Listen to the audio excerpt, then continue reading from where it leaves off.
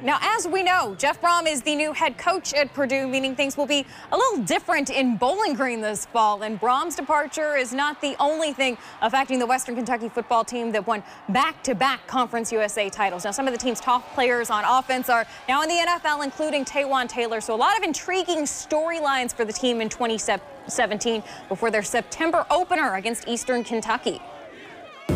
All right, joining us on set now, we have a whole crew in from Western Kentucky. New head coach Mike Sanford, Matt Norton, offensive lineman, and then Joe Brown, a cornerback. So I want to talk to you guys real quick first, because you're local guys from Louisville. So what's it like to kind of be back promoting the program?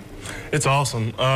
You know, anytime we can get back in Louisville with some free time and hang out with family, it's awesome just to be around the people we grew up with and try to get some fans from Louisville to come down and cheer us on. You know, we love having people cheer us on, loud stadium, and just makes for a fun time. I think this is a highlight for Joe Brown here. He might be the proudest Louisville native across the country. He came up to me during one of our prospect camps this summer and said, "You guys need to quit messing around and just recruit only Louisville kids."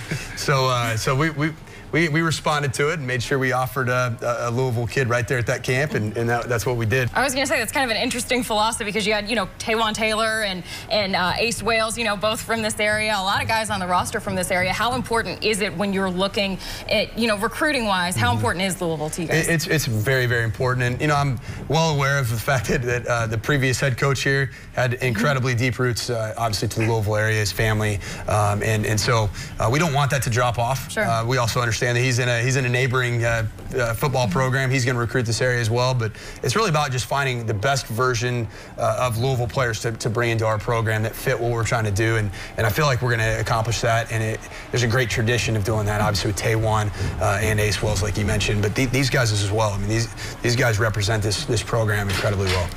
All right, so let's kind of get started with the start of the season, camp coming up. For you as a first-time head coach at Western, a first-time head coach, period, what's going through your mind mentally as you gear up for this season? You know, I just think for us, just getting these players ready to play, I think just having a great plan in place and letting them do what they do, which is they love to play and compete and they love to practice. And that's one thing that we will never have to do with our roster and the culture that these guys built. We will never have to ask them to love to play the game. And you'd be surprised that is an issue at a lot of programs across the country. People don't love the process of practicing and going through the grind. These guys, when you put a ball out there in pads, they light up like a Christmas tree. Now, the last couple months, they've been working their tail off with weight bars and conditioning. That's a little bit different deal. So they can attest to that. It's been a grind of a summer, but it set them up to be extremely successful through camp and into this season. You guys, I'm going to ask you guys the same question to go through spring and conditioning and all the stuff in the off season, and now you've got the season right in front of you. Where are you guys at mentally? I'm excited. I'm not gonna lie to you and say I love working out all the time and all that. I just love football. I just want to get out on the field, play, and just play the game that I love, and just have fun. As a side note, Matt Nord here cut 25 pounds and completely transformed his body this summer. So he could say he doesn't love it, but he's gonna be able to walk around with the bathing suit on and flex it a little bit. Oh yeah, for sure. Yeah, so I know it's cutting season. You're there for it. He's there. Exactly. He's ready. Yeah. Joe, I want to bring you into this on just the start of the season. What are you looking forward to as you guys get ready for camp? At this point, I'm just ready to play ball. It's been a long process, it seems like, just bringing the new staff and working hard this summer through just the transition. You know what I'm saying? It's different. It's something we're not exactly used to, not all of us are used to. New coaching staff, they made us comfortable, they invited us in as a family, and we're just ready to get going at this point. Defensively, because you all had so much success over the last couple of seasons, defensively, does a lot change or is a lot kind of staying the same, or how's that transition been? We have a different scheme, but what I like so much about it is it really fits us as players, you know what I'm saying? And we hear a lot about the offense, so it kind of keeps us going, you know what I'm saying, and puts the chip on our shoulder to get us going.